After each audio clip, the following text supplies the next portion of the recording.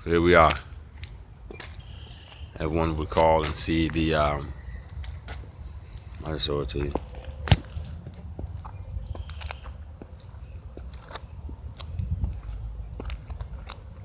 The path. The path. Which one? The path. The path. Such is life, right? Which path do we take at the crossroad? One is correct and one is wrong. But it is the scriptures that lead us and guide us in the true path to take. It is the scriptures that does that. So let's walk. I just had a member of the body bless me with a book of the scriptures, and I love it because I don't know if you can see that everywhere where his name is, it says Yahweh, Yahweh, Yahweh, Yahweh. And it's fortuitous because, Father, let your will be done. Let your Ruach speak. Hallelujah. Let your Ruach speak. Because I've opened up this book twice since it came in the mail, right? One place was 1 Samuel 25. Automatically, as soon as I flipped it open. And then the second place was Zechariah. I didn't pay too much mind to it, but he led me over here. He said, I was here earlier. He said, come back to that path. I said, okay. He said, what do you want me to do, Father? Before I got back here, I stopped at McDonald's. I bought a cup of coffee. Now, you know how it is. Sometimes they don't put the lid on all the way. And then, boom. I got coffee on my shirt. My garment is stained. Dig that. I said, what do you want me to do, Father? Go change the shirt? You know? He said, no, son. I said, okay. I may look kind of crazy. He said, no, son. Continue the show. What I tell you. Then he told me, I took you to two places since you've gotten this particular scripture. 1 Samuel 25 and Zechariah. Oh, let's read. Zechariah chapter 2. And I lifted up my eyes and looked, and I saw a man with the measuring line in his hand. And I said to him, where are you going? He said to me, to measure Jerusalem, to see its width and its length.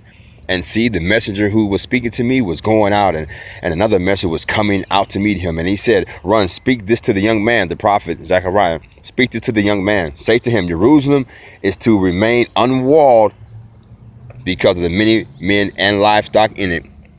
For I myself am to her a wall of fire around, and for esteem I am in her midst. Hallelujah. Oh, and flee from the land of the north, declares Yahweh. For I have scattered you like the four winds of the heaven, declares Yahweh. O Zion, escape, you who dwell with the daughter of Babylon. For thus says Yahweh of hosts, for the sake of esteem, he sent me to the nations which plunder you. For he who touches you, touches the apple of my eye. When you walking in the walk, anybody who touch you, they touch the apple of his eye. Think about that. Think about that. Think about someone touching your eye. Think about me taking my finger while your eye is open and poking your finger. If you ever had it happen to you, it's quite not the thing, right? You can have a boxing match, an MMA fight, and if one pokes another in the eye, they lose points in the fight. You can be beating the mess out of somebody, and if you poke him in the eye, you losing points. Like that's bogus, against the rules. And he says, if you get touched, that's like a person touching the apple of my eye. He gonna do something about that, for real. Let's keep reading. Sing, verse 10, chapter 2, Zechariah, sing and rejoice, O daughter of Zion. Sing and rejoice, O daughter of Zion, for look, I am coming, and I shall dwell in your midst. And they shall become my people, and I shall dwell in your midst, and you shall know that Yahweh, the Lord of hosts, has sent me to you, and Yahweh shall inherit Judea, his portion in the set apart land. Let's be set apart. And he shall again choose Jerusalem. Hush all flesh before Yahweh. Hey, hush your flesh, right? Hush all flesh. Look at the stain, right? Hush all flesh. Hush your flesh. Silence your flesh. Hush all flesh before Yahweh, for he has roused himself out of his set apart place. Hush your flesh, because Yah Elohim has roused himself off of his throne. Think about that. Verse 1, chapter 3. And he showed me Yehoshua, the high priest, standing before the messenger of Yahweh. So then Zechariah is seeing Yehoshua. Now Zechariah is the prophet, and Yehoshua is the high priest. I think about David, when it came a time or two where he had to take the priestly vest and throw it on. David, boy, I love him, right? He was the king, and then he threw on the priestly vest, right? Lovely, because he was approaching Yahweh. All right, anyway. Verse 1, and he showed me Yehoshua, the high priest, standing before the messenger of Yahweh, and Satan standing at his right hand to be an adversary to him, the accuser. So he's seeing this, right, the holy. He's seeing the throne, right? He said he sees Yehoshua standing there, and then he sees Yah standing there, and he also sees Satan standing there, right? And he says, look, I see Satan right there standing right beside the man to accuse the man, to be adverse to the man. But Yah is right there too, and Yah is letting Satan stand right there to be adverse to the man. And Yah said to Satan, rebuke you, Satan, who has chosen Jerusalem. I rebuke you. Is this not the brand plucked from the fire? Is this not the stick plucked from the fire? And Yehoshua was dressed in filthy garments and was standing before the messenger.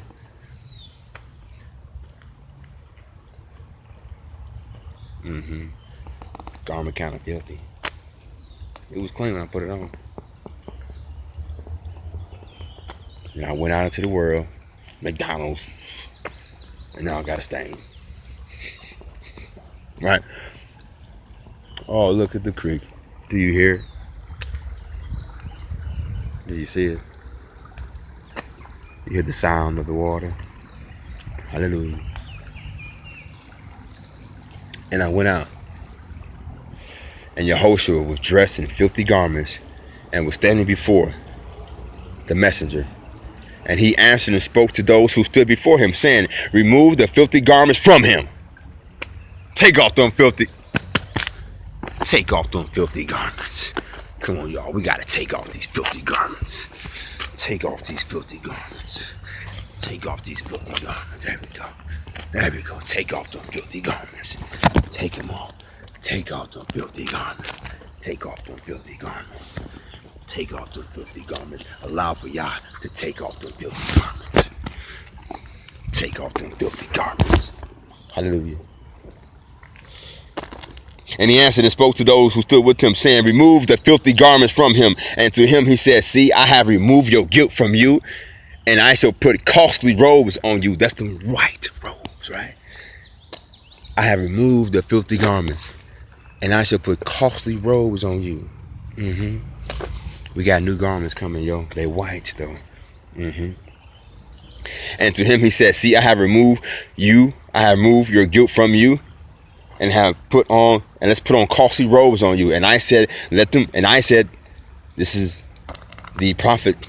Now he's speaking in his council like, whoa, okay, let me get in. Okay. Then I said, let me put a clean turban. They should put a clean turban on his head. And then they put a clean turban on his head. And they put garments on him. And the messengers of Yahweh stood by.